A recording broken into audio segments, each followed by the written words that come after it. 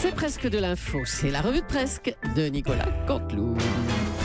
Et c'est notre ami Michel Grossian qui est avec nous ce matin pour les titres. Pas du tout, on est encore dans le Ah studio. oui, c'est vrai.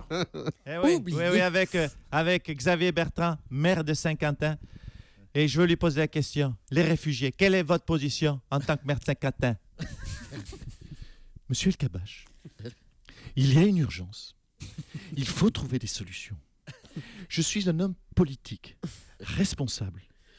Écoutez-moi bien, j'ai des responsabilités. Avec les migrants, il y a urgence. Il faut trouver des solutions. Il faut de l'humanité. Il faut de l'humanisme. Mais putain, mais pas Saint-Quentin.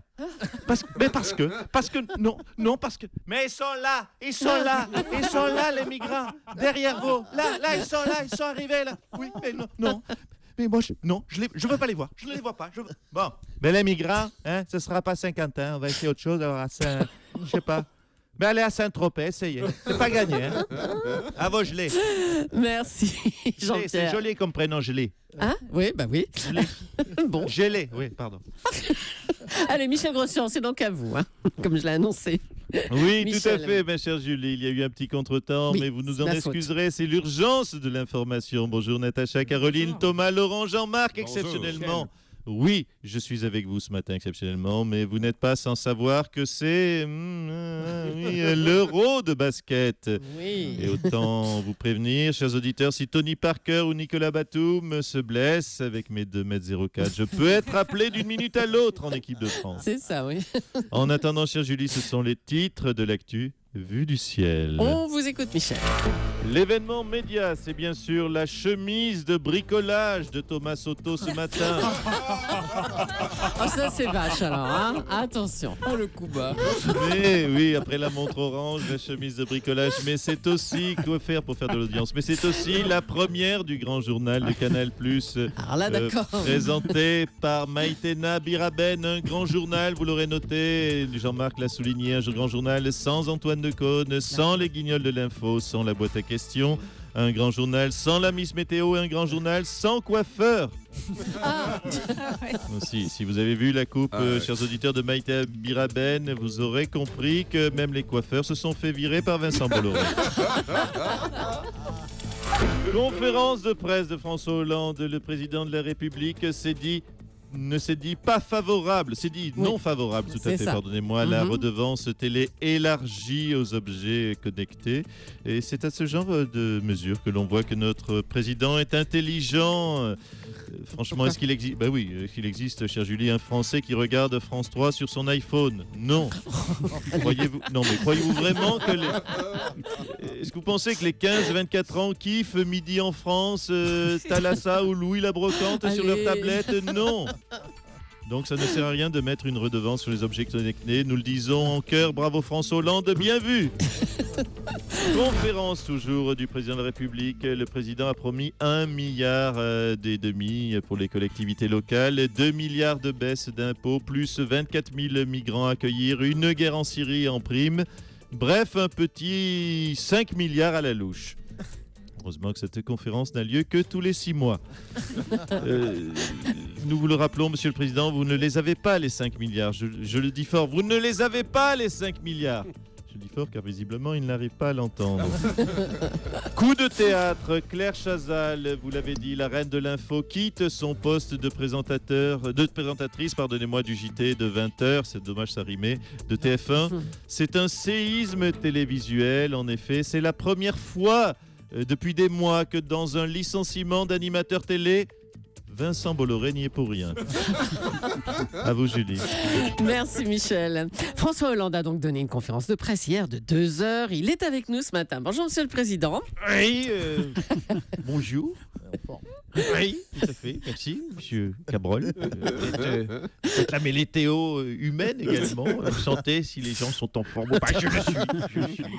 Voilà une bonne chose de faite, cette conférence de presse. Et, rassurez-vous, je vais faire plus court qu'hier. Bah merci. C'était peut-être un peu... Je vous consulte un petit peu long hier. Un peu, oui. Un mot. Mme Polony? Tu peux, oui.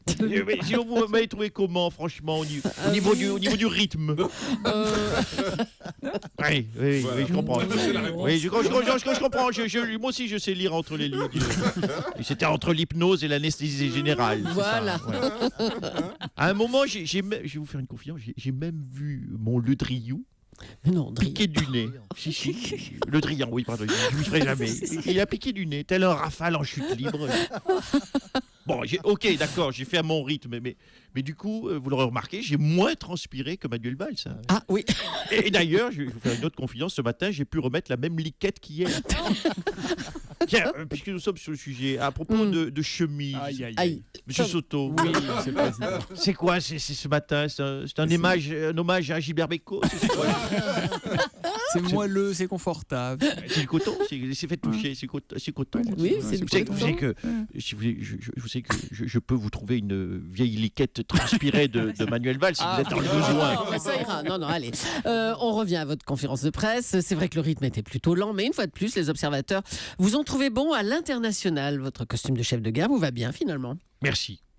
Vous l'avez noté, chef Jecker, j'ai un nouveau costume de chef de guerre. Dans les gris foncés, légèrement satiné. C'est d'ailleurs le seul truc nouveau de cette conférence de presse, c'est le costard. Alors, vous avez annoncé, Monsieur Hollande, que la France allait faire des vols de reconnaissance au-dessus de la Syrie. Ça consiste en quoi exactement? Je vais prendre mon ton de chef de guerre. Nous allons, Monsieur Morandis, il n'y a pas de quoi sourire. Pardon. Nous allons envoyer des rafales qui voleront en escadrille et qui vont survoler la Syrie.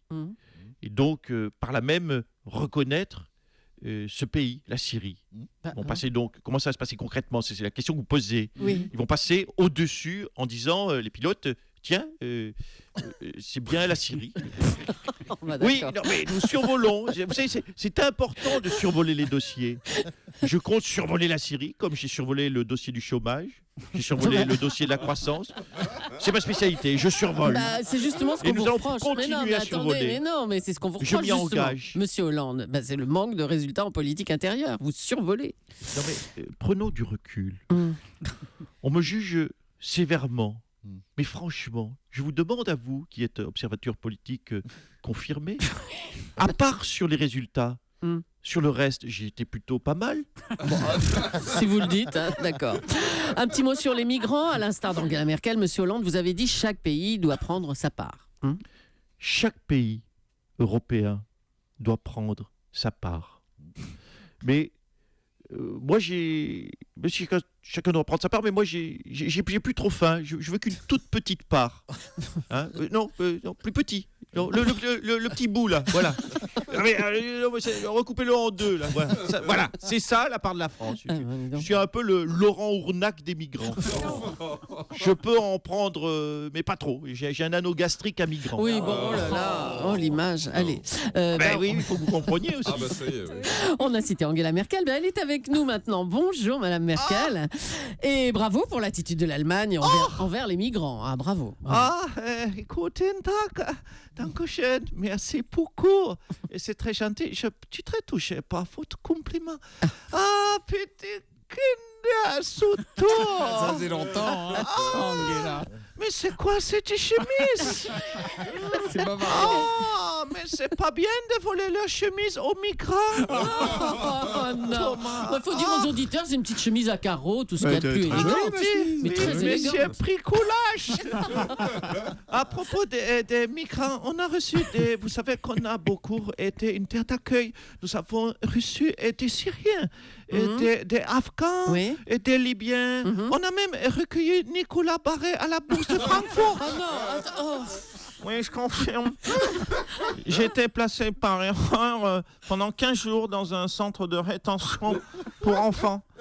Avec mon cartable, on m'a pris pour un enfant kurde. Oh non. Alors, soyons sérieux, Madame Merkel, comment ça se passe quand un jeune réfugié arrive? Vous le savez, Madame Leclerc, et Madame Roux, Madame Poulouni, nous avons un problème de natalité. Quand un jeune Syrien arrive, il a le choix. Je lui dis donc, ou tu me fais un enfant ou tu trouves un boulot. Et je peux te dire qu'ils se mettent tous autour d'elle direct. Merci Angela Merkel. Allez, pour terminer, on va parler de la sculpture d'Anish Kapoor exposée à Versailles et surnommée le vagin de la reine. Elle a été, vous le savez, vandalisée. Écoutez, je tiens Non, mais c'est pas tout le dossier avec vous devez y passer vous aussi. Alors je tiens tout de suite à clarifier les choses. Je trouve le terme vandaliser totalement inapproprié. Je n'ai jamais vandalisé le vagin de la reine.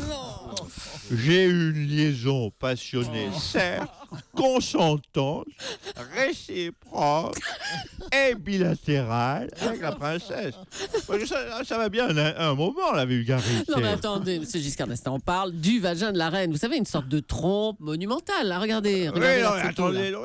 un peu de respect. Vous parlez d'une princesse tout de Oh même. non. La trompe monumentale, non mais c'est pas possible. Mais enfin, on parle d'une sculpture, on ne parle pas de vos conquêtes, enfin, on parle de cette œuvre d'art. Et d'ailleurs, dans le titre, le vagin de la reine, c'est Marie-Antoinette la reine.